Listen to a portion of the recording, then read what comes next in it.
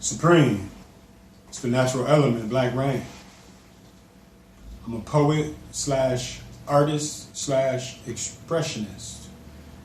I believe communication is key and expressing oneself is vital in life. You have to basically be able to release and tell a story, tell your story.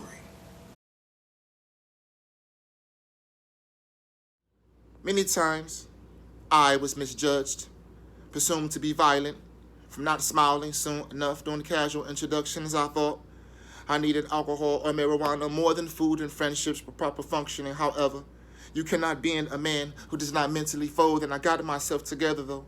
Started writing, binding experience with memory, memory with performance, and I decided I want to live a long life, but only if God will allow me to always have this gift. Hasn't always been easy, treading through the late nights, my eyes and ears, the best form of defensive protection, residing in Cleveland, but this feeling of euphoria, each time pen scribbles across wrinkled paper, about the wrinkles in life unstraightened, my life, unapologetically shared by men with similar skin and corresponding burdens from different bloodlines, but nonetheless, we are all one and the same. Linked by fear of losing before given chance to win, or deafening screams that black mothers propel to heaven after gun violence has participated alongside the devil in theft of a soul.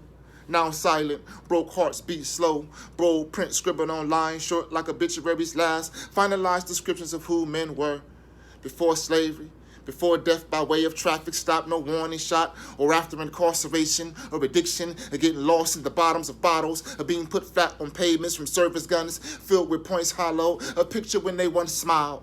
Cause no one discusses when men be anything other than suspect or victim we be. Talked about so bad, name dragged in the dirt. Same elderly dirt poisoned by perished bodies of evil men, but we're fathers too, you know.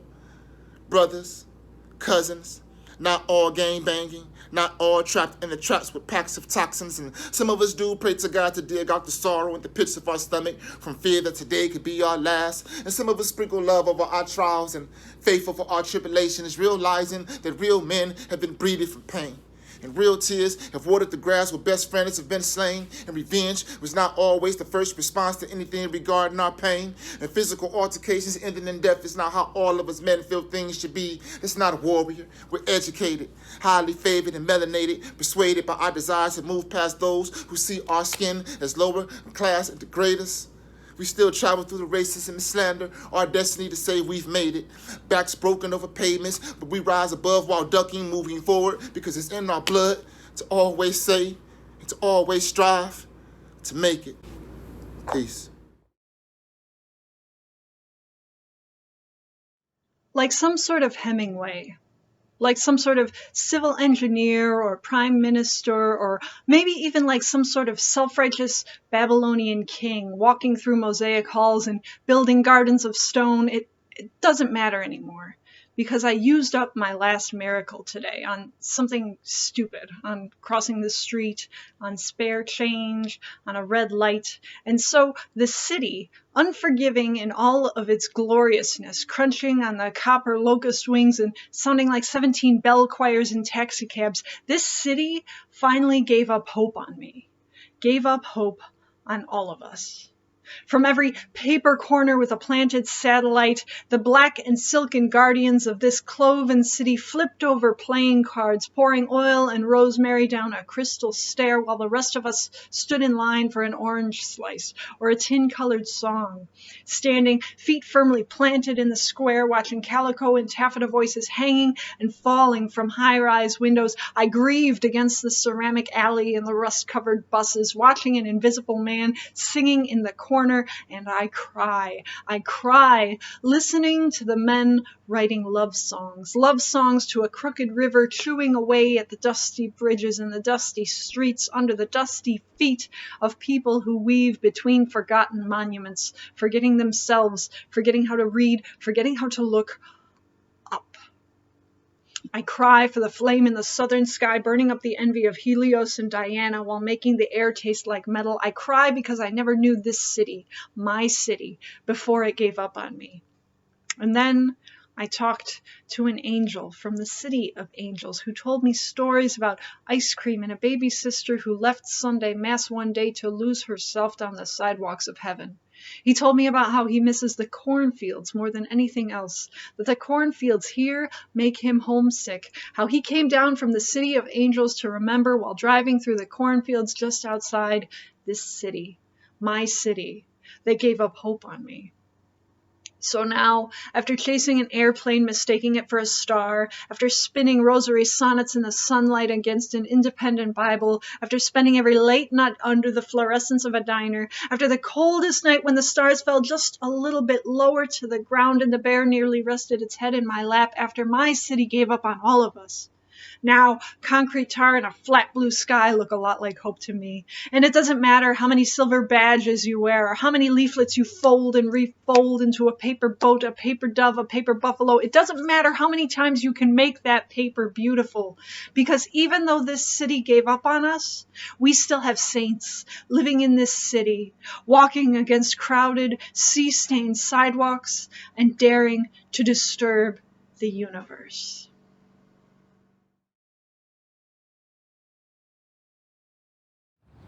Hello, my name is Quartez Harris, and I will be reading a selection from my new book entitled We Made It to School Alive. And this poem is entitled, I Feel You. Black balloons burst in class, books in the dumpster. Belt holding boy together, I am a teacher. My students still alive, I feel you. School on lockdown, fire drills, lack of school supplies, beat his ass with a Bible, hungry nights, East Cleveland, potholes, bus stops, cops watch, homeless men playing guitar, the hood is all I need, says drunken man. Mattress on the floor, rich man gave poor boy a charter school and uniform, ain't learned in years, mom sits on the porch, daydream chaser. Bills on her laps, I feel you. House near the crime scene, forgot to lock the door. Homework in the streets, everything blood in the hood. No central air, picnic chair in the living room. The school parking lot, dad singing church hymns, lead in the water. TV dinners, school fights, I feel you. Red in the rain. Phone rings, shoes untied, fist fights, children laughing, television, I feel you, unafraid, afraid, pastor preaches, Lord coming, beer bottles, rolling under church pews, left the radio on, bullet holes in basketballs, prayer oil on my skin, cuts in the curtains, glass in the car, kids beat the shit out of a school computer, fuck these test scores, school called the cops, said he was a bullet, you made me one.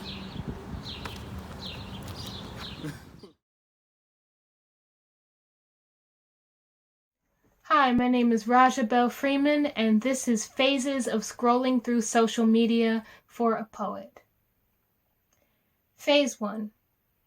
I was scrolling through Facebook, and I found memes with puppies, and art, and hair tutorials, and carefully thought out paragraphs about why someone just can't, and recipes, and vacation photos, and Jesus, and missing girls' most recent pictures, and I found an officer on a boy's back, pushing him into the concrete with the full force of his body, and grabbing him by the ears, and pounding his head down with both hands as if he wanted to get this boy's face as close to the earth's core as possible, and this girl I knew from high school's wedding pictures, which was weird because she's younger than me, and a really neatly embroidered pillow in the making, and a supermodel, and a headline, Arnold Schwarzenegger doesn't eat meat.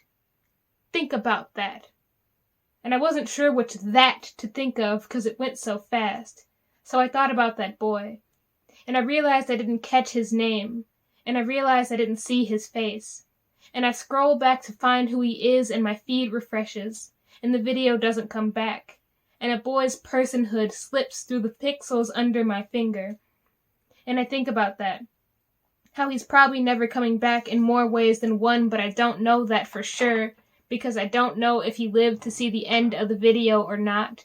And I think about that, how easy it was to scroll past him. My finger slipped across the screen as if it had been slicked with his freshly shed blood, and Schwarzenegger is still smiling at me. And there's no blood on his hands because he doesn't eat meat. Phase 2. Good poets don't write poems like this anymore. At least not according to the good poets I know. It's too cliché. So forgive me if I'm not done here yet. Or don't. I don't care. I wrote Michael Brown's name into an essay in class once, and I asked who knew who he was, and only 2 hands went up, and I felt like I failed him, and I felt like we failed him, and I knew we could never say these same things enough, and now there's a boy whose name I just want to feel in my mouth once and I can't, and maybe no one ever will again, and maybe no one ever did, and maybe the only thing that ever kissed his face was the ground. And maybe he never had a face at all because cliches never really get to. And maybe I imagined him. I don't know. But I just had to write him down. Someone had to write him down. We have to keep writing these things down. Sometimes I worry we won't bother to write each other's eulogies because they'll be too damn cliche. I'm not letting you make a cliche out of our crumbling bones or a stereotype out of our skin. We are not some old, unspeakable adage. Phase 3. There really aren't words for making prose out of a boy I've never seen standing. Someone, somewhere, will skim this poem and say they understood. That's like taking a glance at a body at a casket and pretending you knew who that boy was. You don't know. You won't know. You can't understand, and neither can I. I don't even know if he lived to see the end of the video or not. I dream him sometimes.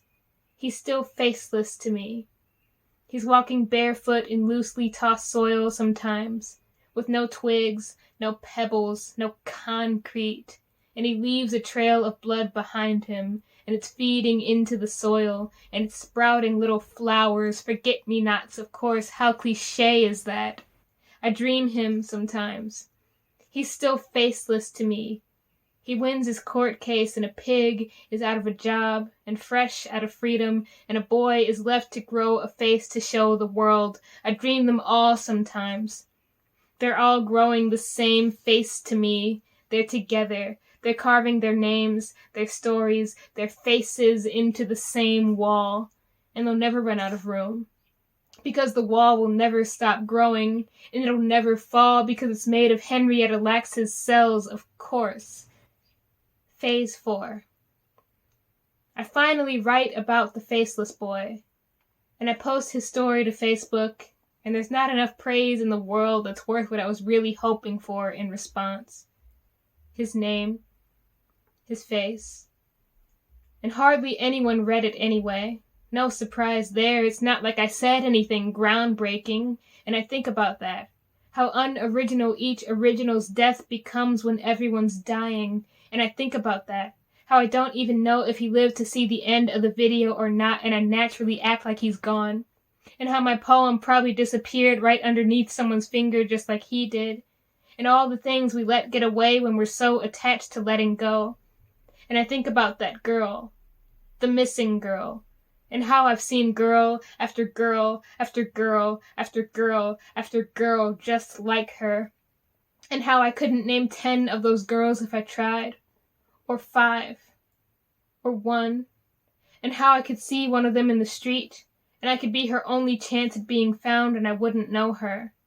And on my screen there's another girl, and another boy, and another girl, and a wedding, and Tiger King, and a craft video, and a depression poem, and Baby Yoda, and another girl, and another boy, and a black-faced Kim fucking Kardashian, and my feed refreshes.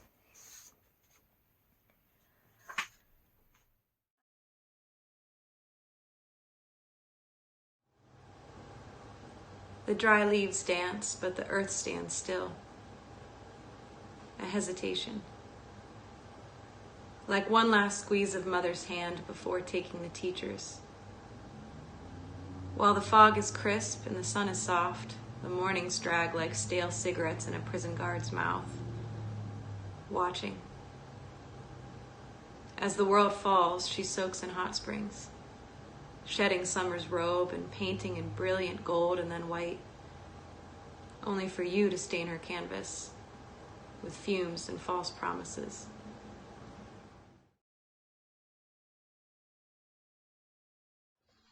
Daughters and sons, the voice of your mother was the first voice you knew. Summer turning into fall is the beta version of your bones decaying, dressed for the occasion. Leaves are shiny on one side, and the other side is built for thirst. Tomorrow may be the last full day without another headstone in your life.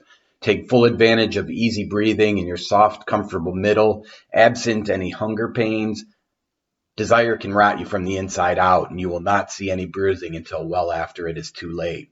Daughters and sons, keep both eyes open for intersections. See them for what they are. Yellow lights are a caution only while you are driving. The sun is a yellow dwarf while you are sitting here breathing, and some dead folks are dead folks because someone couldn't see anything but red. Daughters and sons, the shelf life of magic decreases exponentially in sunlight. Do not fall in love with the iron and electricity in your own blood. Science is reckless with the human heart. Math, too, has abandoned anything resembling organs or bones. Your spine can keep you upright only until you notice that it is doing so. Daughters and sons, the sun and the air are liars. Warm is as much a religion as an insurgency is hastily scribbled on the nearest piece of anything which resembles a flat surface. This does not make anger a house of worship. Your body is a temple. Your neighbor's body is a temple too. Daughters and sons, say your hellos, goodbyes to each other. Remind yourself that the desert is a desert for a reason. There is no need to walk through it just because it is there. Remind yourselves that the ocean is an ocean for a reason. Don't expect your friends to meet you every time you come up for air. Some days you have to swim for your lives, and it's hard damn work remembering which body of blue is water and which is sky. Daughters and sons, don't confuse your medicine with your healing. Your skin doesn't have to be a small cacophony of demons. Expose yourself to natural light, and remember that the mythology behind everything probably came from the voice of a man who was angry at the gods because his power was not as vast as he had hoped. Daughters and sons, do not be a friend of the dollar sign. Do not either make it an enemy. Know that it can be both a bludgeon and a scalpel, depending only upon who it is doing the wielding. Remember every maiden name on your mother's side. Remember how your father died. Daughters and sons, civilized life has made progress. We no longer believe that we lose fundamental pieces of our wretched souls simply from having our photograph taken. We are now owned by phones, which unlock upon our eager, garish faces. Yours has never been a world without electronics, without GPS, without camera lenses pointing at you and from you. Having never not known this captivity, excavation is gray but necessary. You are the only ones who can dig yourselves out from underneath bones you will never know. Daughters and sons, regardless of your religion, sin at its core is an overwhelming failure to love the closest human to you. The closest skin to you is not the only skin in the game. Love the next one too, and the one after that. Daughters and sons, there are very few things in the world more troubling than extended silences. You should not let yourself become one. Your heart is as big as you need it to be. Remember how your skin zippers against the skin of your lover, closes dark space between you, turns it into almost light. Daughters and sons, cloud circles of crows will appear without notice sometimes. Show an applicable degree of awe. Even though this black mass will never know who you are, the face of God is not and never will be kaleidoscope or cotton white beard. Daughters and sons, glass can be as sharp as a knife, but it was sand or stone once. Once upon a time is no way to be 20 one day and 50 the next. 1993 is a quarter century rear-viewed already. Ocean has never once in that time stopped pulverizing the jagged shore.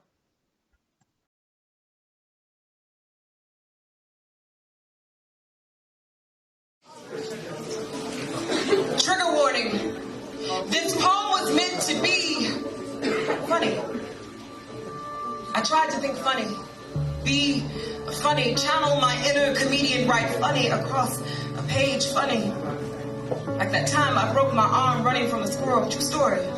Funny, I thought it was chasing me. Funny, it really wasn't funny. I still believe the squirrel apocalypse is a thing. Funny. Like that time a boy called me fat. When I told him I thought he was cute. I kept the joke going, kept his homeboys laughing, kept my waistline expanding inside the punchline, hoping they wouldn't notice. It really wasn't funny. Like that time I lost my wallet.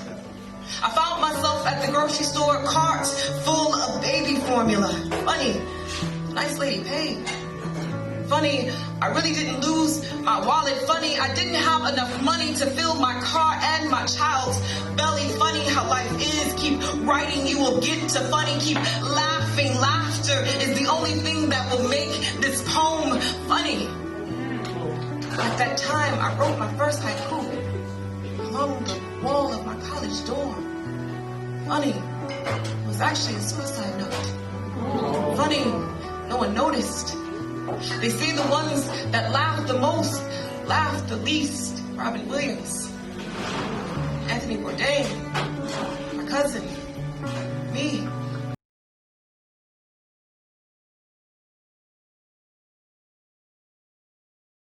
Hello everyone, my name is Finn. I'm going to be doing 2 poems for you today. One was military inspired because I am a veteran. The other one is about something that's recently happened to me that I've been going through, so I hope you enjoy them. The one about the military is the one I will start with, and it is called Battle Rattle.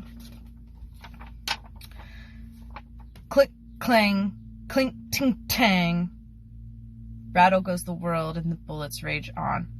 Shells clink to the ground in bright brass chime. Whizzing bullets snap. Trees. Creaking of hot metal with dull, hollow thud of empty magazines. The stirring vibrations of automatic fire. It's not.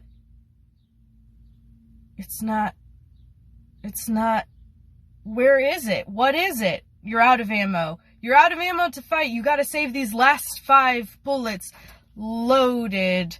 1, 2, 3, 4, 5.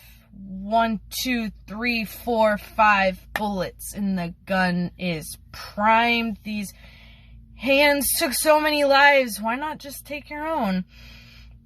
The hand knows the feel of the gun, heavy with brass, with guilt, with pain.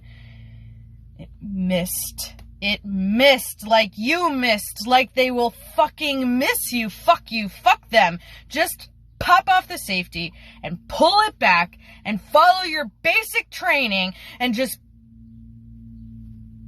fuck, you coward. You fucking coward. You can't fucking do it. I can't do this. I just can't do this anymore. Like, I just can't do this anymore. Just let it go. Just fucking pull the fucking trigger. Come on, come on, come on, come on, come on. 1, 2, 3. Fuck! I can't live, and I can't die, and I can't remember, and I can't forget. I just want peace. I just want peace. Maybe a bottle instead. Maybe a bottle instead. Maybe just a battle instead. I don't want to die, but I just want to make it stop. I want to make the pain stop. I am so sorry. I just fucking made it, just wanted to stop. I made it fucking terrible. Just make the dreams stop. And when I try to ask for help, they just say, be brave.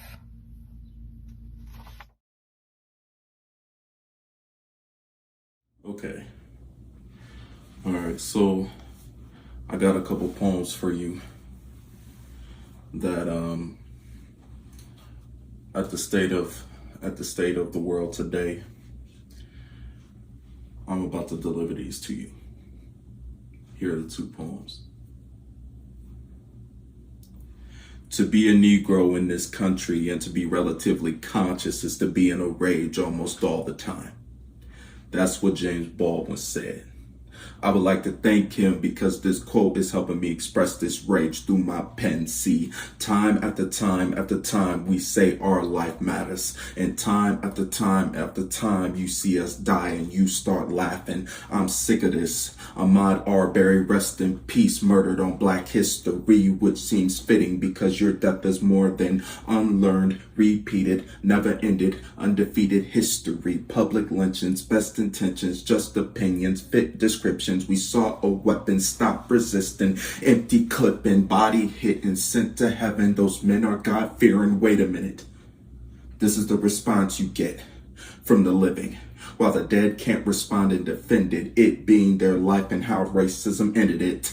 Videos of the lynchings like the 1960s photos playing over and over again like a movie that's been scripted. Videos of the victims' death in the picture, the privileged watch and wonder, while the oppressed watched and were livid. Terrorism at its finest, only they are in the white skin. I call them vanilla ISIS, the way they commit murder, but they use God to justify it. Now I'm sitting here crying, another black man asking why him. Then anger sets in, music goes in, the first album that comes in, Tupacalypse. Now let the show begin. Trapped in this system where Black death isn't convicted, wanting to be a soldier but only seeing a violent ending. 16 bullets fill me, open casket for all to see, burying me 6 feet. My dear mama cried for me, while the fight back, run track, or hands behind your back. The bullet still ended up in my back. So here I am, conscious, and here I am, angry. Another black body hung from the poplar trees. Another with blood on the leaves. Another mama crying. These are my deepest fears.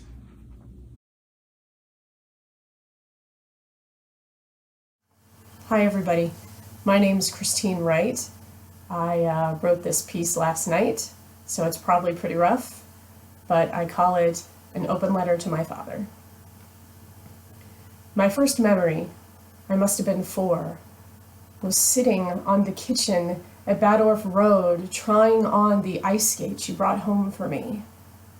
You drove us to that little pond near 83, and I think of this every time I see it, where I stumbled around in my new-to-me ice skates, stretching for balance with my mitten-clad hands. The inky darkness, the crystal cold, my own ineptitude meant nothing, because you were standing behind me, ready to catch me if I fell. We were both so young when Mom died, 48 and 17, and neither of us were prepared for the other, but we somehow persevered. In the months that followed, a boy who claimed to love me put his hands on me. You listened as I sobbed and choked my way through every detail of his transgression. You asked, "What do you want me to do about it?" "What can you do?" I replied. "Tell me what you want me to do," you said, "and I'll do it." It was the first and only time that I have felt the potential of vengeance in someone's love for me. Last Christmas, you were reading one of O'Reilly's books, although we both know that O'Reilly is not actually writing these books. And you told me that he wasn't that bad. "Let's ask all the women who used to work for him," I said. "Let's ask them how not that bad he is." And then I went to the kitchen for a glass of wine.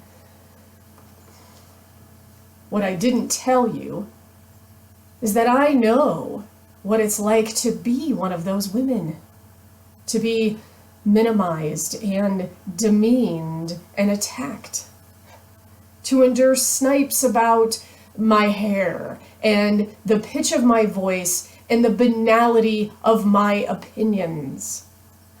I know what it's like to memorize an HR manual and to tread that thread of respectability and self-advocacy, only to see it used against me by other employers to deny me future work. I know what it's like to give a deposition and to be villainized for doing the very thing that I'm doing right now, which is to bear witness and maybe earn some gas money along the way. But I couldn't tell you any of that because you watch Fox News. And because you voted for a man who's had 3 wives and countless mistresses and sexually assaulted innumerable others. I couldn't face the possibility that you'd... Because I have another memory. The year before Mom died, the teacher who banned me from an academic honor because I had little tolerance for his incompetence. I was crushed by his deceit, confused by the injustice. I didn't have a language for rage then, but Mom did. Mom wanted the superintendent and the school board and a lawyer. She wanted to fight for me. But you said no. You're probably surprised I know about that, seeing as we never had a family meeting. But older siblings can be a surprising wealth of information. Oh, it's different, you'd claim, and maybe it is. But maybe it's also the reason that I tolerated all of the quips and come-ons and insults for decades. Until the man you voted for was elected by a mechanism born of this country's original sin. Only then did I say, enough.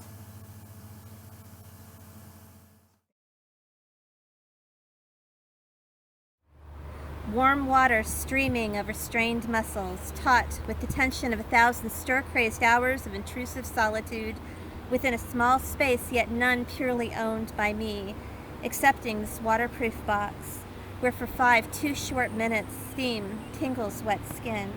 Voice reverberates beetles and aretha, bounces against panels of thin acrylic as peppermint suds wash my worries down the drain alongside white, soapy bubbles.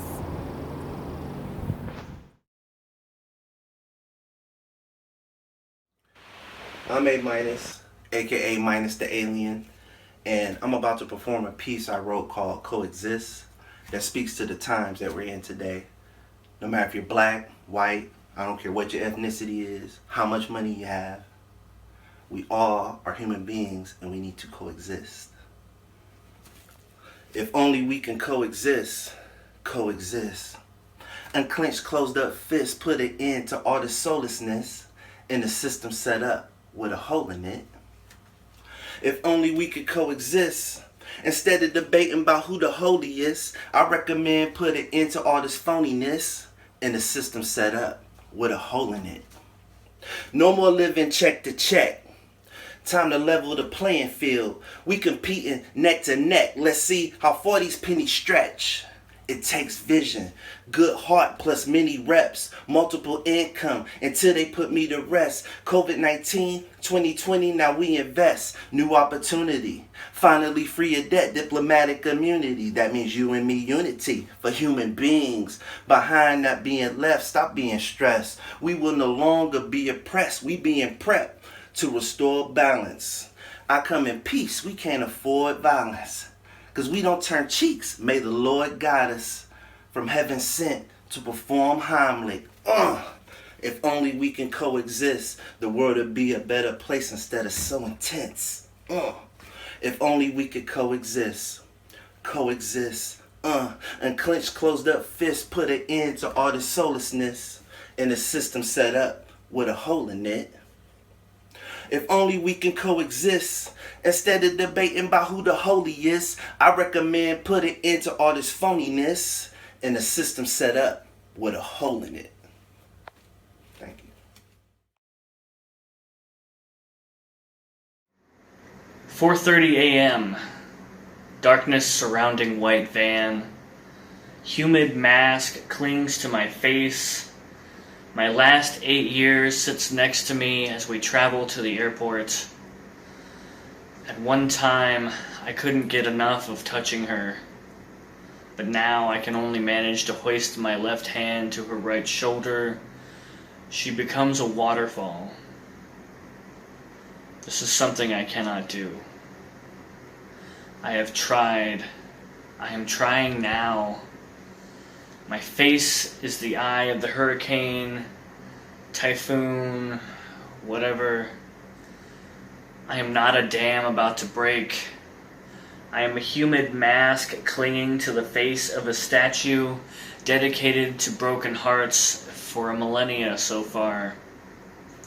I am a stabbed throat. I am low blood sugar dizziness after 5 Oreos and peanut butter. I close all the curtains to allow only the least stoppable light through. Today, I don't deserve the sun. I couldn't give the most important person in my life what they needed and deserved. They can at least have my share. I smell the sheets, blankets, pillows she used the past 2 weeks, then douse the mattress pad with vinegar and water. Begin washing the sheets. I strip naked and try to become water down my shower drain. I pull every tendril of someone else's energy out of me, even hers. I was a broken vase when she met me. She was the gold bonding that put me back together. How much of her can I extract without crumbling? We embraced for the last time at the airport. I put my hand to her head as I held her tight, trying to match her tears unsuccessfully. I love you, I said. I love you too, she said. I don't know if you're that person anymore. No matter who I am, I will love you. One last wave, and she disappeared into the security gate. 6:30 a.m. Darkness surrounding white van. Boss tells me to stay inside. Stay warm. I thank him and exit, walking through the gate. I stumble to my apartment. I lay on my couch with my random playlist while I write. Internet turned off. Trying desperately to open any floodgates. I get a trickle. I get a whimper. A small sob. Maybe my face is red. I can't see it. The hurricane this should have been is a frustrating drizzle. Enough to make me not want to go outside.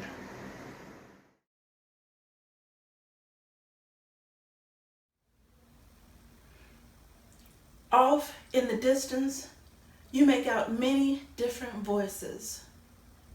United, rising, and chanting, Black Lives Matter, Black Lives Matter, Black Lives, they do matter.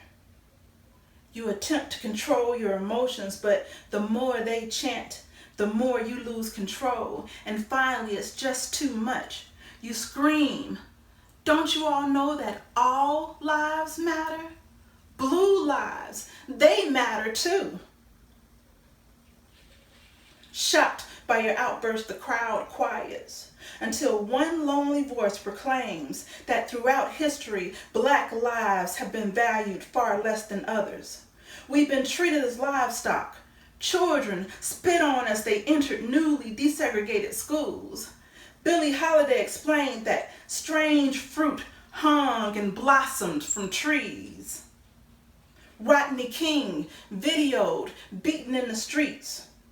2 resumes, exactly the same except for African American name. Only one will be called, but you dare to exclaim that all lives matter?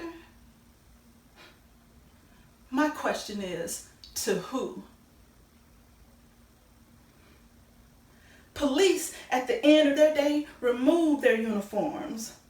Blacks, however, cannot remove their color, although many have tried, poisoning themselves with bleach. But as Beyonce says, we wake up like this. But some of us also fall asleep like this, desperate to assimilate, but preconceived notions cover us from head to toe like our entire body has been dusted for fingerprints. Our sons fit the description of what you think of as dangerous, tall with dark skin. But we've taught them, if stopped, to keep their hands on the steering wheel and to always say yes and no, sir. But history has proven that even though these rules are followed, it may not be enough. 1984, my 18-year-old uncle stopped for a traffic violation, taken in alive and brought back to us in pine. The story of just one Black life that did not matter. Can't you understand that the only difference between me and you is the color of our skin? You see, if I scrub and scrub, the skin does peel. Tendons come on display. Can't you see we're all the same? I scrub as I pray, please don't kill our sons. I scrub and scrub down to the glistening white bone. I scrub until I hear my ancestors scream, Black lives do matter. I pray, Mr. Officer, next time you stop a young Black male that fits the description of what you think of as dangerous, please treat him with the same respect you won't afford it to your son. Because that young man might be my child, and I want him to come home safe and sound. And I did try. I scrubbed and scrubbed, but the Black, it don't come off.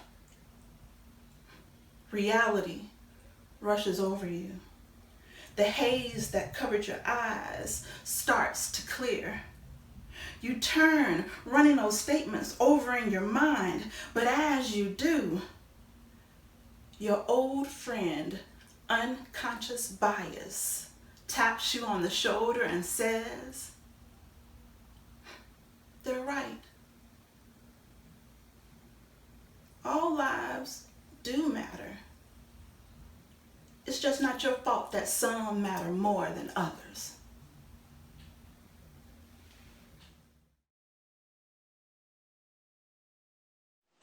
I had to have it explained to me, like when I was in school, but multiplication tables seem to cinch to this abstraction, collaborated self-directed racism.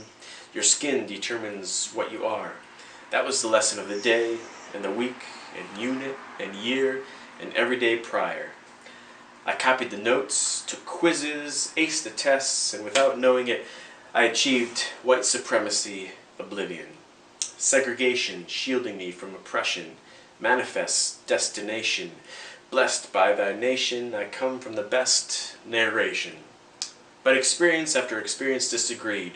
Then pages after pages disagreed. Then, where I thought righteousness supported me, spread a flood of hypocrisy that deepened with each self-assured certainty. Feet cemented in ignorant deflection. I tried to shift the blame, but the arrows pointed at me, and the only escape was to climb a wall of reflection, each inch of hate staring me in the face. And though I reached the top, time and time again, I failed to stand up to injustice, cowering to its intimidation. Others checked into rehab where they tossed and turned and screamed and swore and hoped for the end, but they came out new. They took my hand despite my wrongdoing, and they welcomed me into their circle and prepared a ceremony for my induction of inclusion. Where's the starting line of reconciliation? It keeps shifting, each meter moved by manipulation. Devious puppeteers placing players against players like tabletop electric football figures set to the vibrations of a metal field controlled by a boy with a button. Plastic people painted at a plant assume an identity decided for them. Epilogue. But even on this green steel, the tiny competitors play alongside teammates of different hues. Working together is the only possible path to progress.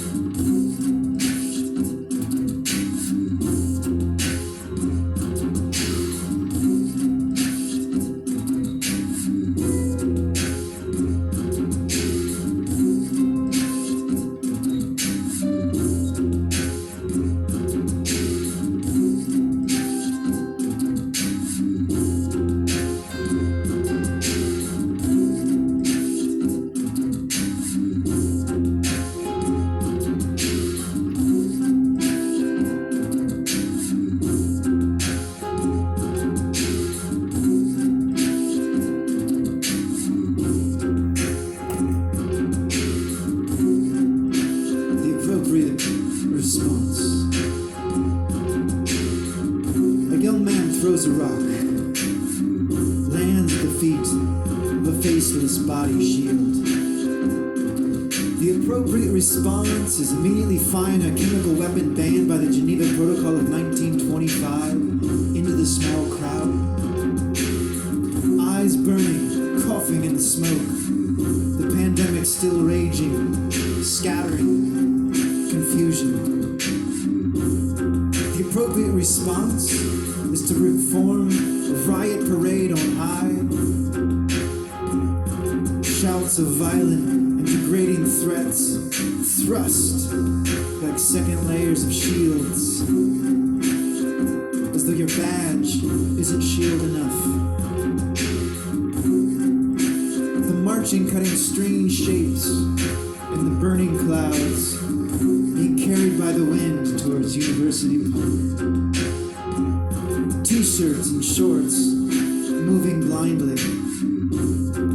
The riot parade forged along, throwing out violence like candies. The human, hidden deep under the layers of state-of-the-art wearable tanks. And then silence. Only fear and anxiety remain in the street. I heard someone earlier say that you were not for Minneapolis cops. That you wanted all citizens to be safe and treated justly. But the appropriate response for a rock is chemical warfare. People are coughing now. Is that the gas or the heavily padded knee placed on their necks? You can trust us, grunted out from under the helmets, behind the guns and the shields. Rocks are one thing. On this spot, thousands of people were not talking about rocks. No, they were talking about the lives of black folks. Human lives, daily lives, fathers and sons, mothers and daughters, workers and nurses, ancestors, children. Here today, written on the weapons, the shields, the drones, the smack of boots clearing the pavement, while lions of justice watch on, howling silently. The lions who must have been turned to stone back when the Klan ran the city. The appropriate response for being black will leave them breathless. For a thrown rock, the appropriate response is a SWAT team. Well, what do you think the appropriate response will be to 400 years of unrelenting oppression, murder, forced poverty, and criminalization?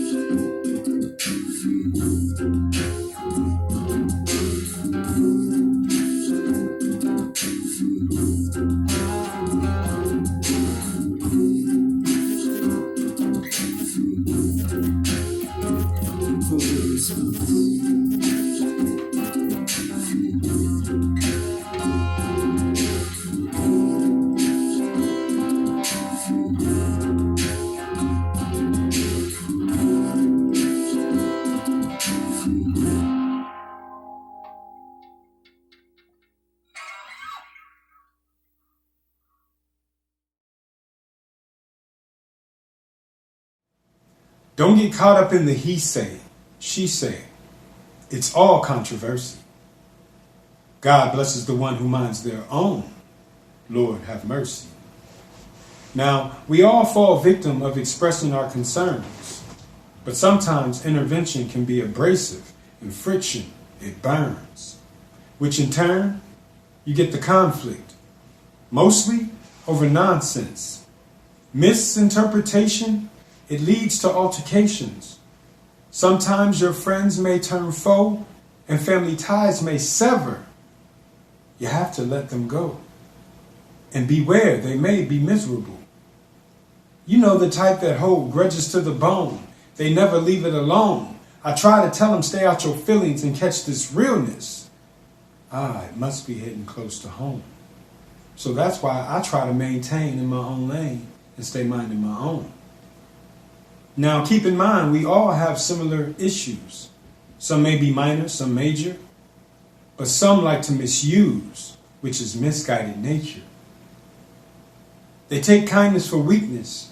They try to turn inches to miles, always needing, never helping, with that fake-ass smile. Backstabbers, player haters, leeches, snakes, and rats. They spread dissension with cruel intentions. They stay on the attack. Out of sight, out of mind. That's why I stay minding mine. I just fall back in position with my loved ones and children, I keep it moving, slow motion. No time for stress, no commotion. I'm always trying to stay floating above that bullshit promotion. Cautious who you're provoking, 'cause short fuses, explosion. They say it's the quiet ones that get more vicious than Logan. Now Black Rain is my status, and Mind and Mine is the slogan. Understand, I'm just proposing. Remain strong on your own, 'cause these motherfuckers out here, they won't leave you alone. That's why I just maintain in my own lane and stay minding my own.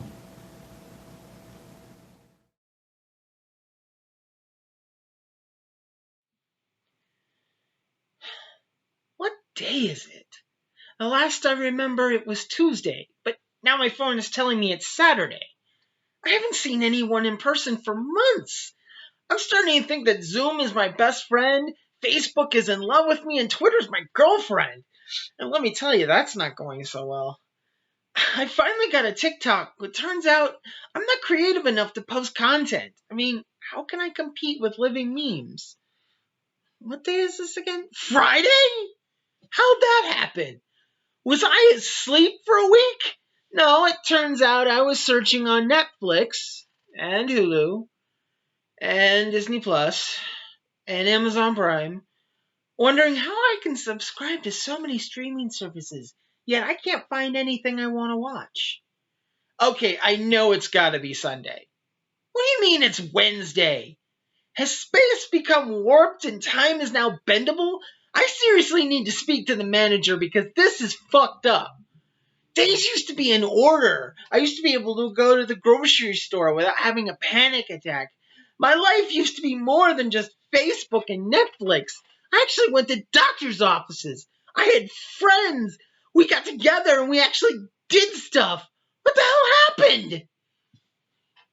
I swear to God, if you tell me it's Thursday, I'm gonna drop you on your goddamn head. And that's how I ended up in jail.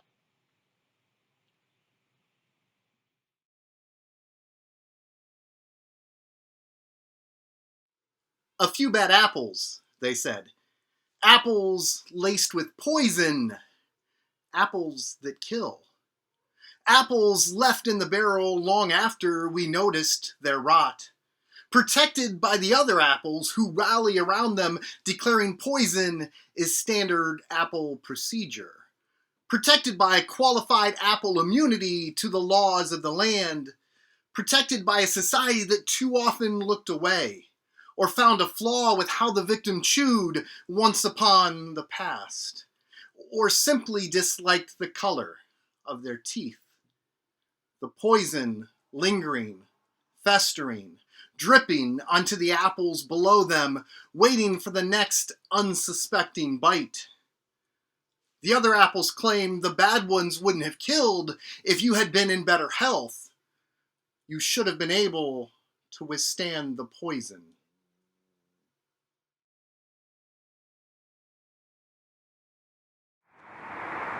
Alien, alien, alien, alien, alien, alien, alien, alien.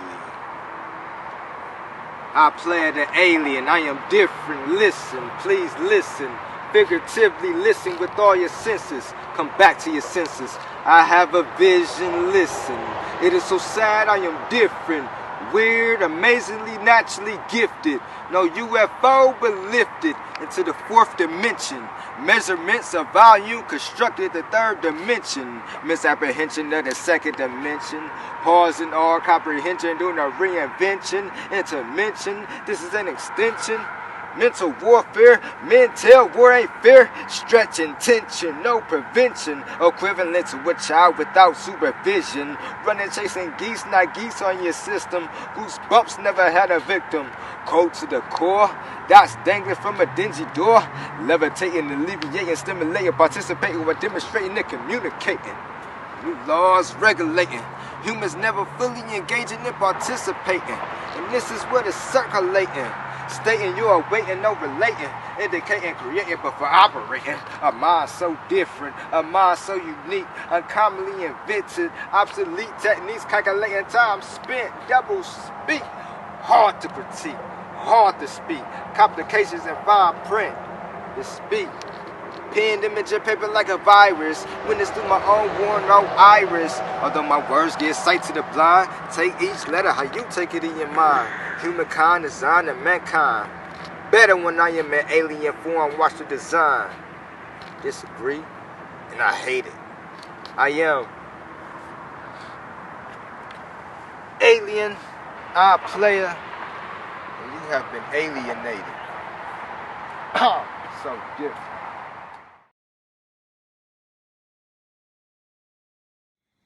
Safe at Home, April 2020. You complain of being stuck at home, nowhere to go, bound by decree to stay put. You say you are on house arrest, bored beyond reason, with only the following things to do: read books, watch movies and TV, play games, do crafts, make art and write poems, cook and bake and clean and Marie Kondo all your stuff. Probably you could start seeds for your garden and maintain your yard while you are safe at home. You are called upon to stay put, stay safe, and chill out. Some of us are called to venture out and work in the risky world where we cannot see the foe. Some of us remain committed to essential volunteer efforts to feed and encourage. So, you stay home. Stay safe, stay in, and write, bake, create, clean for all of us who wish we only had the time, while your world grinds to a halt.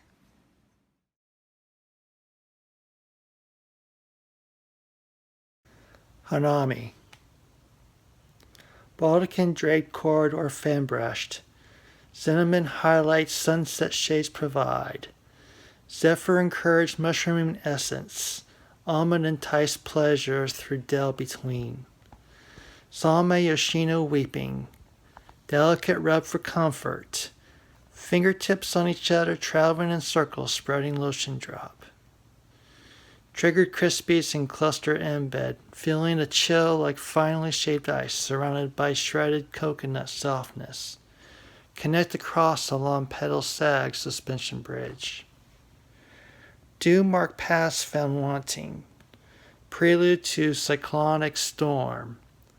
Fountain art. Lace blossoms glaze bunt sprays. Porculus drawn up. Impatience drives aerodynamic drag. Deluge with a settled coring multitude beyond my eyes' upper range. Hands behave in need until tempests reach deterred.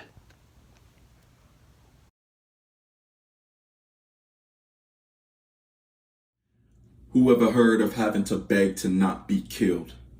Whoever heard of begging to be believed instead of being asked what our records revealed? Whoever heard of having to beg for charges instilled? Whoever heard of having to beg for a guilty verdict and vindication for the black life killed? Well, we do beg every fucking time, and yet our cries fall between the wayside while the cops pull from the waistline, fire shots until we flatline, knee to the neck until we breathe our last cries, screaming for mama, hoping to see her for the last time. Fuck the police. NWA in my speakers. If you thought this poem would be safe, if you thought I came out here to play, well, you got another thing coming, because I got something to say. We have protested since 2012 to date, piling these streets, screaming at the police, down on one knee, taking these beatings, seeing white folks demeaning Martin Luther King used as a weapon I cannot believe, expressing our protest that you cannot see. George Floyd, Breonna Taylor, and Ahmaud Arbery. All lynched, shot down, and choked out. My heart hurts watching another black life snuffed out. White friends with Amy Cooper tendencies. My trust with them becoming a commodity. Conservatives screaming without empathy. Police acting like they are treated like the enemy. Black life not treated with legitimacy, relieving me wondering who is our ally and who's bringing their villainy. With one question that comes to me, where is our reprieve? 400 years later, this pain is weighing on we, fighting the fight that now white people believe. Exhaustion has hit within we, because 8 years later you finally see. After our countless murderers go free, listening to strange fruit marching in the street, rubber bullets being shot at me, tear gas suffocating me, maces blinding me, coughing incessantly, the taser electrocuting me to the point of seize, like in slow motion, the wails of Billie Holiday while black people are falling around me. You didn't expect this from me. Raw emotion coming from anger and grief. Well, I just put my heart in this piece like Emmett Till, my heart and body I have displayed to thee. So if I'm the next hashtag, bullets riddled in me, the need that will bring the death of me, remember this piece and keep this from becoming my reality.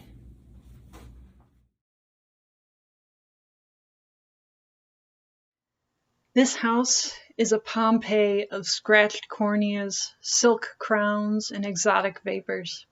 Jackhammer Blue Jay's hacksaw a northern flicker with an eclipse moon branding his chest, swooping at the kudzu factory, dismantling elephant tails and stuffed birds. I cannot fix it. The sacred cows, the white buffalo, are bullet butchered, perfect buried bodies in the ash. Walls weep algae blooms and polyethylene wrapped acronym languages. Magnesium burns aching hips and scraped knees. I construct air scrubbers and silicosis cameras clogged with a contamination of sweat and Murphy's oil soap and vinegar. A net of screeching starlings traps a Wonder Woman of redwood logs and ice. I cannot fix it. Accomplished missions run on microfiche rewind in Iraq. Scattered ceramic tile releases a pyroclastic river, overdosing on coal mines in the FBI. Asbestos anchors anti-vaxxers in a residue of chewing gum and drywall dust. I live in a city where the devil owns a fraction of the land. This probably describes every city, but here we call it by name. I cannot fix it. The HEPA filters staunch the origami cough of an ogre stuffed with feathers instead of blades and shotgun rounds. Benzene messiahs offer 7 different transmutations of a leaded and unleaded holy host. Cracked in half, this doomsday oracle fortune cookie tag from the Larsen C ice shelf predicts ballistic missile villages and blasting zones hidden under historic silver teapots. I cannot fix it. Riot police chase the Lady of Guadalupe with tear gas canisters. Her sandals are wings of dying doves against the pavement. I find a firewalker who brings me the folk tales of holy men and ties them neatly around my left wrist. The firewalker brings me tiger lilies and cilantro and a bowl of fabric and grease and light. In the center of the bowl is a lantern man with a lantern head, lantern hands, lantern chest, lantern feet. 50,000 people are waiting on this lighthouse of a man. I cannot fix it, and I want to fix everything.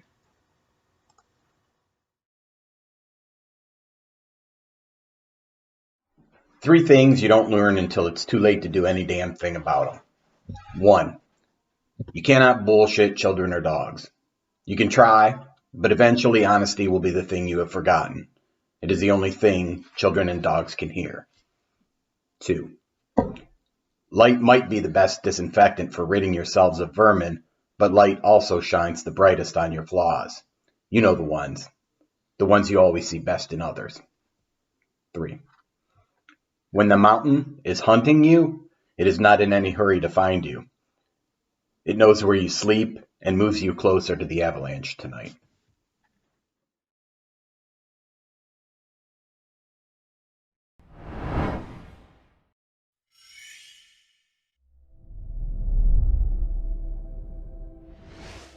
I remember drunken barbecues, hungover holidays, absent, vacant spaces at school, assemblies, and plays. You see, you preferred women with easy hips and fast cars to slow Saturdays and kite flying with me.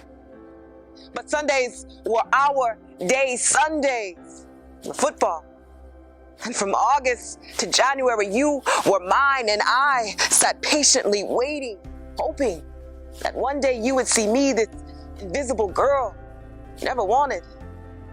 Instead of the sun you'd always hoped for. I sat eagerly learning chop blocks, face masks, triple threat offenses, hoping that one day that 50-yard line would draw me closer to the first man I ever fell in love with. The first man to ever break my heart. Do you remember? The year your favorite team won its division, it was 1991. You see, that was the year that Sanders ran for 1,500 plus yards. You said, if they go all the way, you buy tickets to the Super Bowl and we go together. Just you and I. 1991, the year you left home. The year you left me, the year I lost my virginity and transformed from the little girl so desperately trying to connect with an absent father who longed for an invisible son, and to this woman that I am. 1991, I guess that year we all lost to Buffalo. It's been some years since then. Even now, I still look for my trip to the Super Bowl. Even now, I still look for you, my absent father, and every unavailable man who breaks my heart. Even now, every January, I am sad. Every relationship, I'm disappointed. Even now, this woman that I am is still searching for a father who never wanted this invisible girl. I guess even now, I'm still losing to Buffalo. This is the bedtime story I tell my daughters. Once upon a time, there was a little girl who loved her father. And one day, she grew up and got to know him as a man.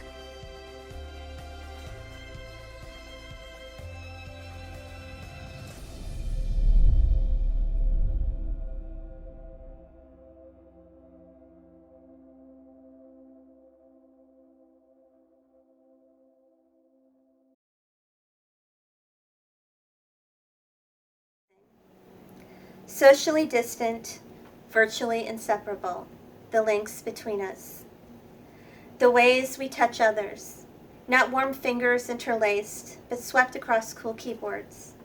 Music shared across balconies, tasting notes like a crisp wind, crossing borders and boundaries, not the comforting embrace, but the smiling face miles away, countries or continents, or 6 full feet apart.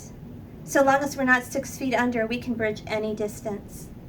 Smoothly typed text, raised voices, spanning gaps, our words, heard by ears, read by wide eyes, felt by drumming heartbeats, emotions rising tide. In this new world of isolation, we all pull together.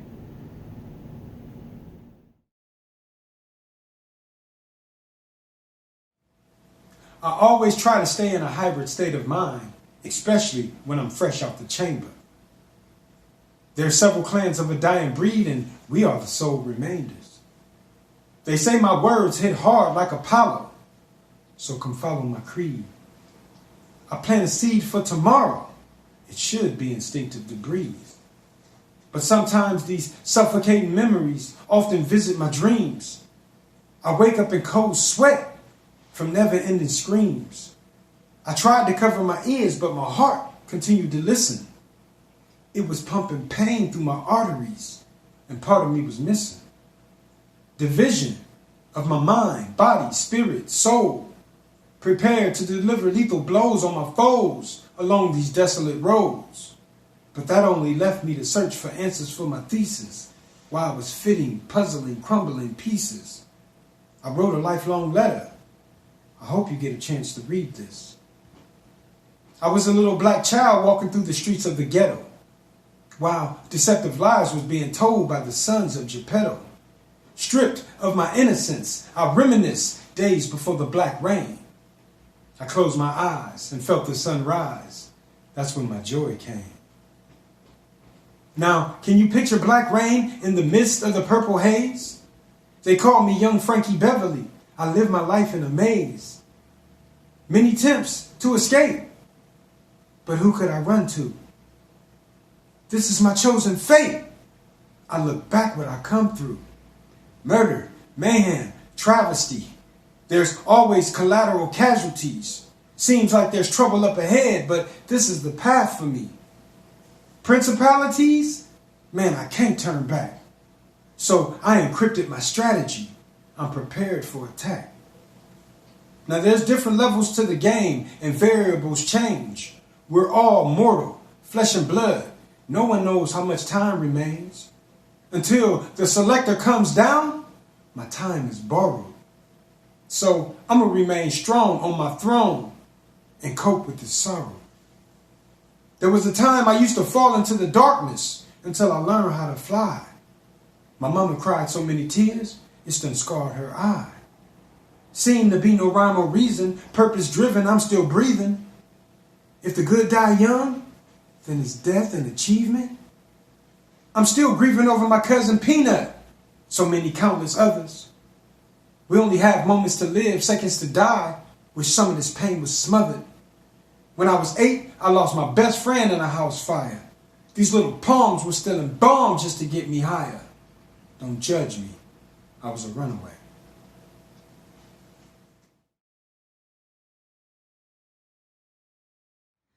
Safe at Home, Part 2, June 2020. You are safe at home. Finally come to believe that there's something to this virus business. You are safe at home, but only as a mantra against joining a protest, or doing anything else to tear down white supremacy.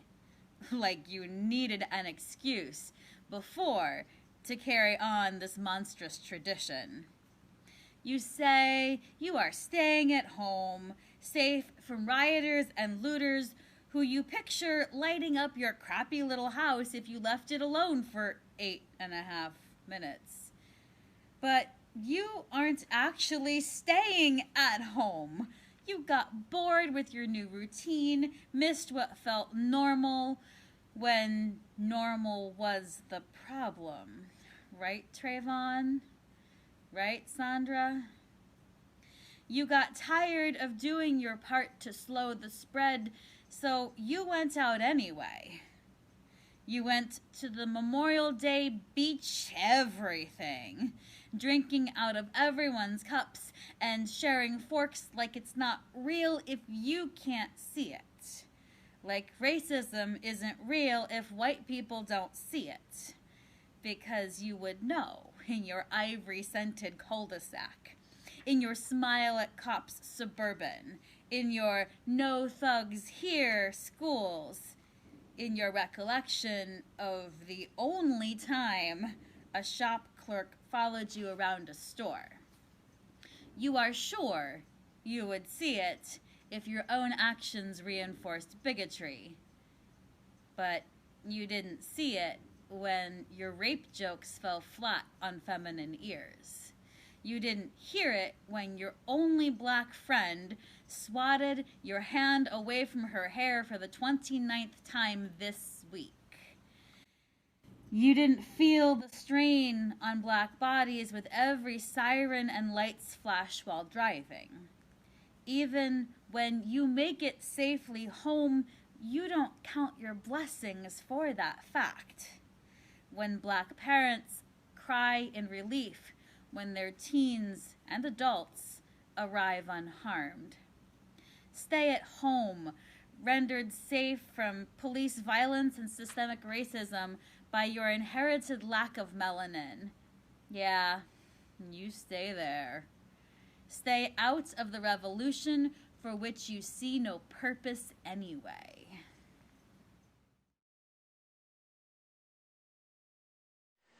Somewhere on the road to freedom, convenience hijacked liberty, tying her arms and tossing her in the trunk. Convenience dressed himself in Liberty's clothes, replacing her torch with his gun. Convenience took to the streets, strutting his entitlement, tossing to the ground empty rounds of ammo and pushing aside fellow Americans. "Step off, fools," Convenience jerked to the couple asking for directions, leaving them in his dust as he sped off down the road and through a construction zone, running over the man waving for drivers to slow down. "I will not be inconvenienced.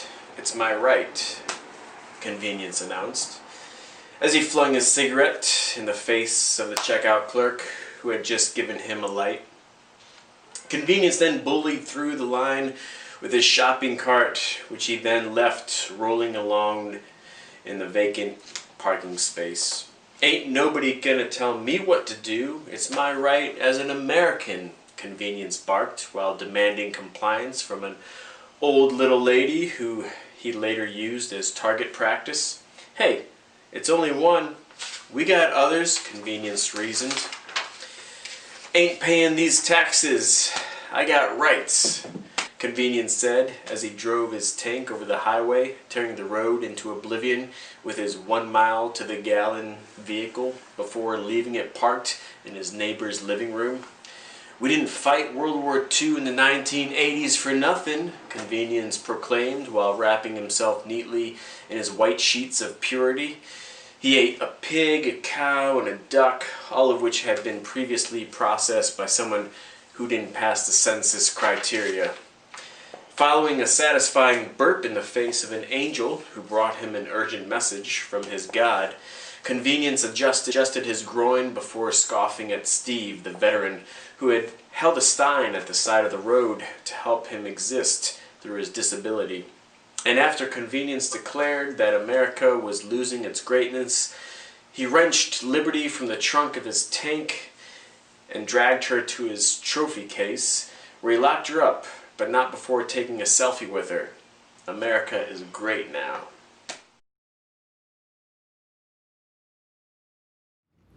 Here I am, appointed, anointed, gifted, been broke down by grief and too many required visits to funeral homes and graveyards and penitentiary holding cells. Once a frozen physical shell for 6 grueling years. A boy amongst men, however I am. A captain playing in the national race to any finish line that defines I've overcome. Willing and will beat heartache to the punch with purposeful happiness and defy vexation from ever entering into my spirit again. Despite pain, I am and always will be a strong black man, standing firmly on top of dysphoria and bleakness. When my close friend Jason died from cardiac arrest, a juvenile diabetic, a father, loved life from 0 to 38 and always gave it his best, I encouraged the suffering in my own mind. Death is confusing, far from an illusion, and we succumb, unaware that it's okay to be left with memories in place of physical presence, and we won't accept the absence that resides where our communication once lived. But I had to remind myself, I am still alive and well-breathing fire and self-healing through poetry and still have so much more to give. I just keep writing, waking up late nights with a broom for a microphone, preparing, knowing unfortunate circumstances are just an expedition, leading to the righteous path I've diligently prayed for and still wishing that I can be an inspiration through the prophetic power of poetry and bring an end into constant depression, anxiety, and suffering. Heal yourself in your own mirror from any angle. When those funerals started rolling years ago, I thought internally that I would die, but you know what? I survived. It's a true story. God doesn't put anything on you that you can't bear. With his mercy, there's no brokenness, no shame and hopelessness. I'm a witness to that forgiveness and mercy because I was once broken and hopeless. I just released that pain on paper. Figured I'd try and bless others, be open and transparent. Tell about my inner peace I encountered when I found open mic at Temple of Passage and started sharing. Just know that it's okay if you go through things in life and need some time to heal. I've learned after mustering up the strength to find new direction, though it then coincides with new reflections and serves as new protections and opens up new blessings. It's just the complications in life comes to blindside the truth within you, and then we begin to second guess it. Those are just life learned lessons. Just always remember, God love suffices through the crisis, and we don't bear if we can't take. Love can overcome hate. It's a necessity that we put a plan in place. I wrote this for those still suffering from eternal grief. Blessings that you may always keep the faith. Peace. Adam Spells Poetry.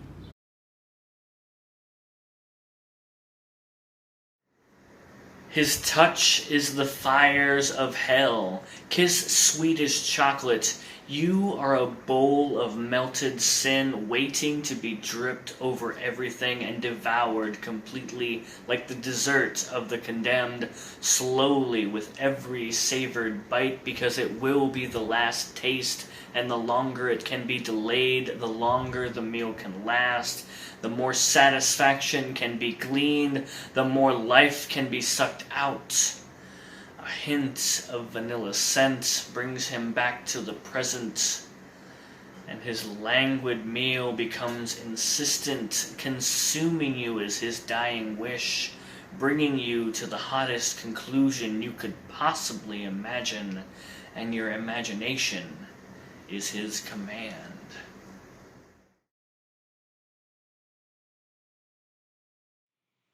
My former stepdad was a police fanboy, but he never had the guts to follow through with it and go to the academy. To what should come as no surprise to anyone whatsoever, he was a shiftless, lying, cheating, financially irresponsible, racist thief who sexually assaulted several women and cheated on my mom the entire time they were married. And this fuck-up thought he was qualified to be a cop. Sadly, he probably was.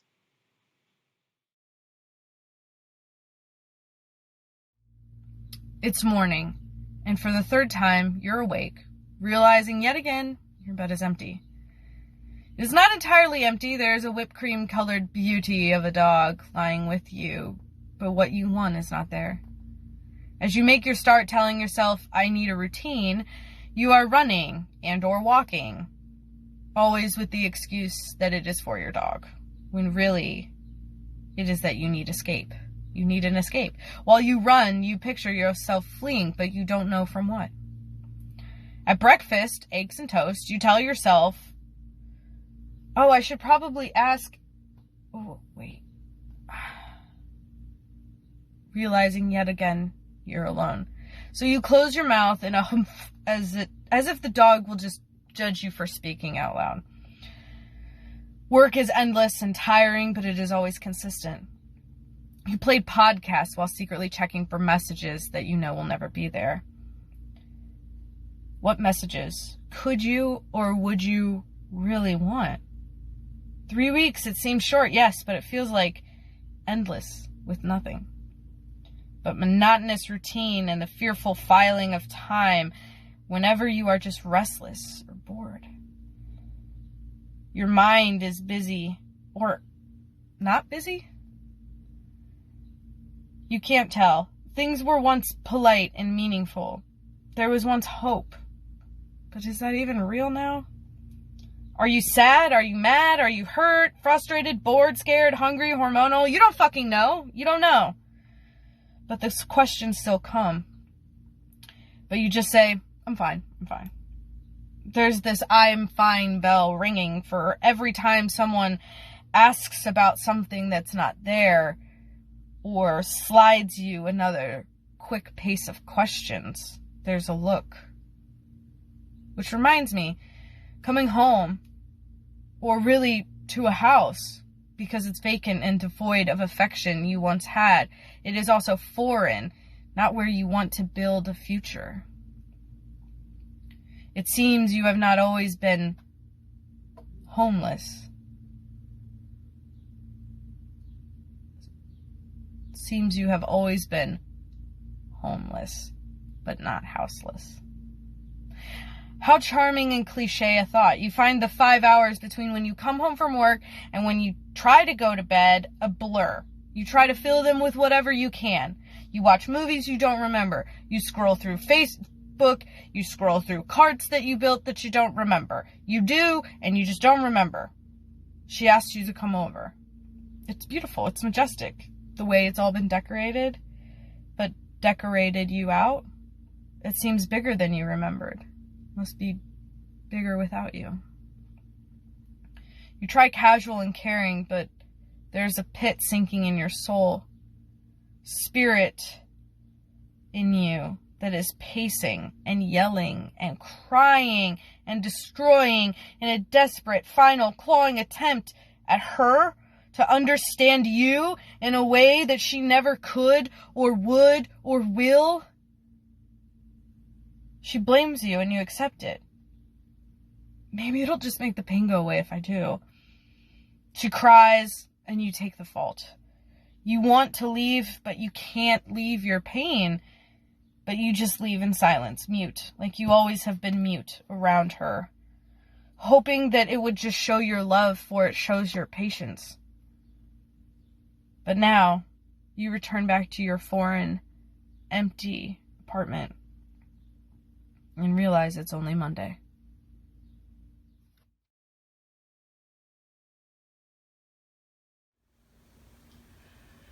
I can't breathe.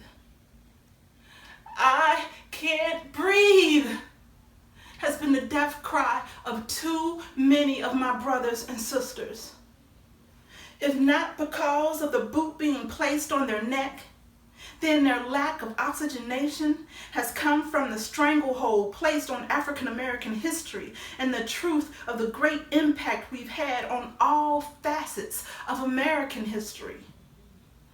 Society has been lulled into believing that the contributions of blacks are minimal.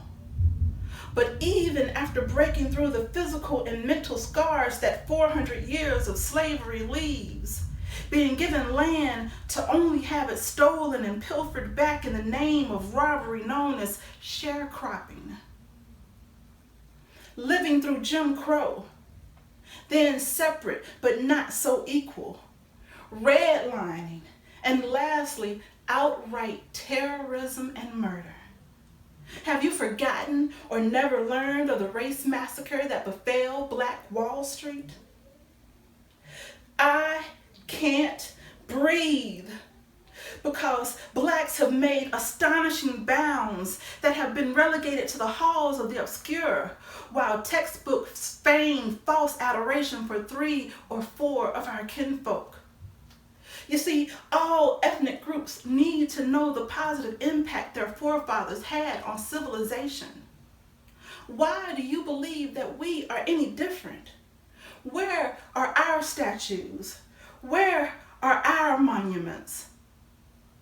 I can't breathe because all the while some folks have the audacity to fly the Confederate flag while ranting that they do so because their history and heritage are so important. All the while telling blacks to forget theirs and to move on.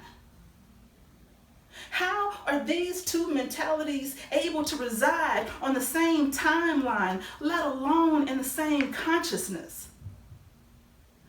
I can't breathe because it must be the same way some people find solace in the fact that prior slave owners received reparations due to their loss of slaves. But not one dime of reparations has ever been paid to the black man or woman or their heirs who built this great country on their backs. They only received pain, separation of family, and the harshest neglect as payment for services rendered. I can't breathe because it's so hard for people to understand that separate but equal only ended 66 years ago. And in truth, there was only separate, never equal, because unjust laws engineered to shackle black families into poverty ensured that fact.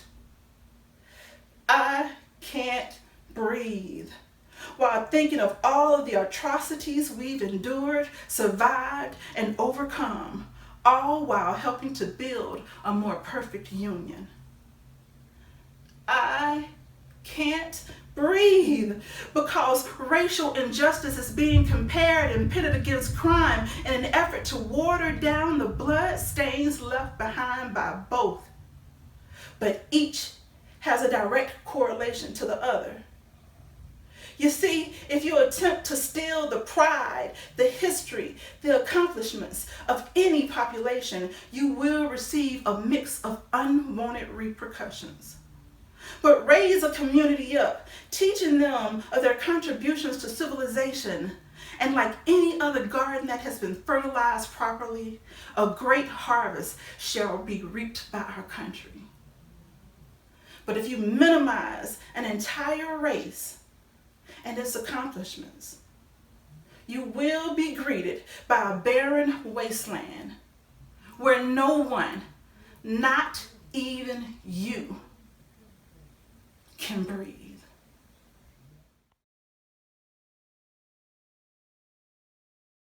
I see all these people shouting with hate, and I was just wondering, now are we great? We've demonized immigrants like children in crates, and I was just wondering, now are we great? We attacked your rights because you aren't straight. I was just wondering, now are we great? We declared a religion we won't tolerate, and I was just wondering, now are we great? Hate crimes have climbed at an alarming rate, and I was just wondering, now are we great? We left the Paris Accord disbelieving our fate, and I was just wondering, now are we great? Too many students keep losing classmates, and I was just wondering, now are we great? We ignore the homeless, but the rich celebrate, and I was just wondering, now are we great? We attack the free press and their right to debate.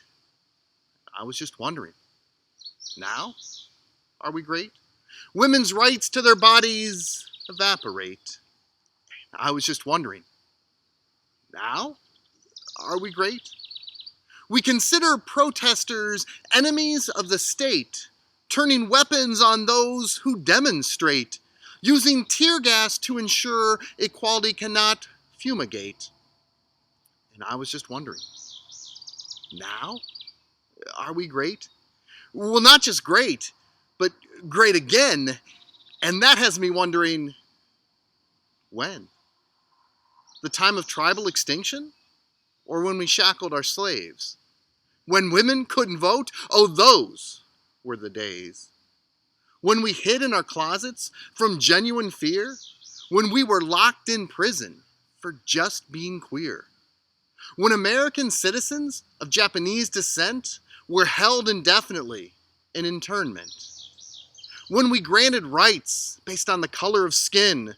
When segregation forever, our governors grinned? When Nazis marched openly out in the street? Something I never thought we'd repeat. Is it greatness now and greatness then that our government kills with the fountain pen? Is this greatness we see as we look all over? I guess greatness is in the eye of the beholder.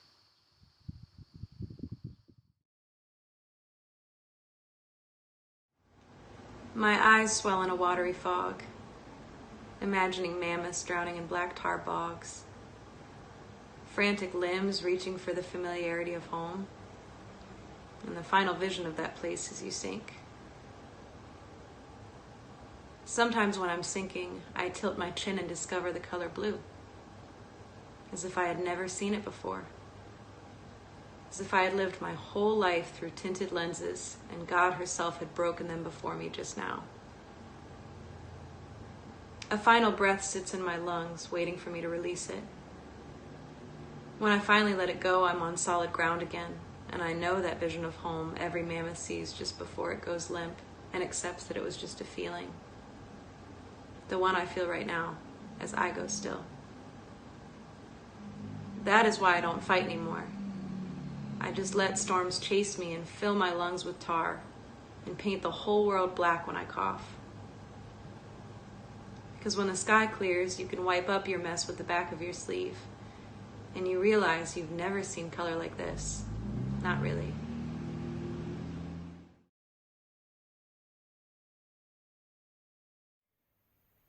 Boomerangs are like my favorite thing on Instagram. They're like a short video that plays, and then plays backwards, and then loops again. I love watching them swing back and forth, a little animated picture. It's so amusing for something so short. I mean, they're only like a second long. Blink and you miss it. They're as short as a finger snap, or tongue click, or heart pump, or the moment of hesitation that cop took before he shot a Tatiana Jefferson, or the sound of the gunshot. I'm surprised no one made a boomerang out of the viral video that was a Tatiana's murder. I mean, we were watching it over and over again anyway. But if we had clipped it down to just that second before she was shot, and let it loop so she was standing up again in the end, alive, it would last longer than her story did on my Facebook timeline. But for a short while they kept showing that video. Said, look, it only took 0.6 seconds for this officer to shoot her down. Look, watch her fall. The video is too grainy to see her face, but clear enough to know that's her body you see collapsing. She's pixels now. Watch her turn to analog. Watch her become her death. It was as if no one had ever seen this happen. Like this wasn't proof of history repeating itself again. You see, Black history is America's favorite boomerang. She loves watching it swing from now to the 1800s and back again over and over and over and over with a snap of her fingers. It's like time travel.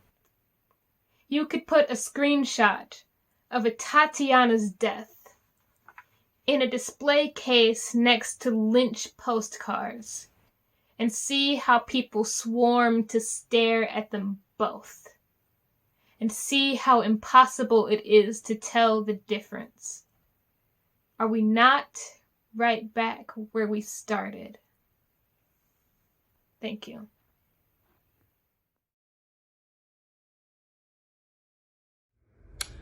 I ran today. I ran to the beat of a black man's heart, pounding through his chest, rapidly tapping on the drums in my ear. I ran today. I ran until my own chest started to hurt and my nose was on fire.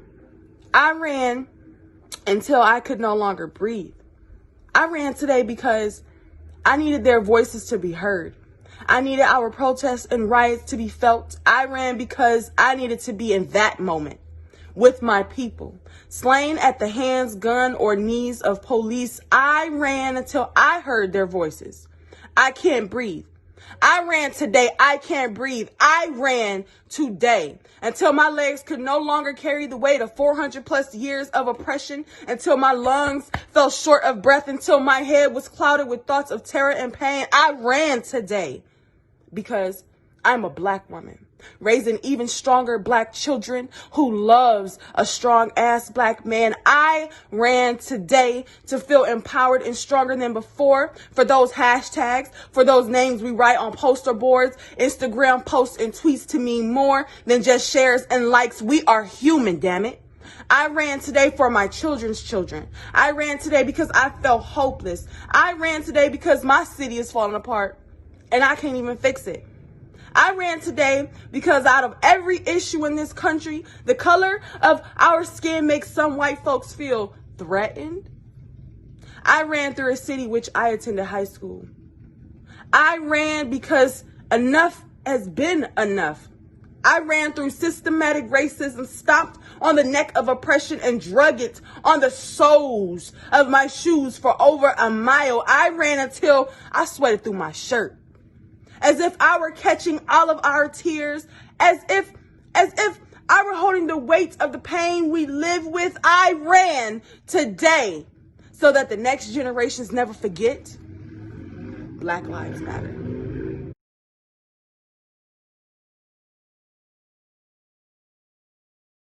It's been a pleasure sharing my expressions with you.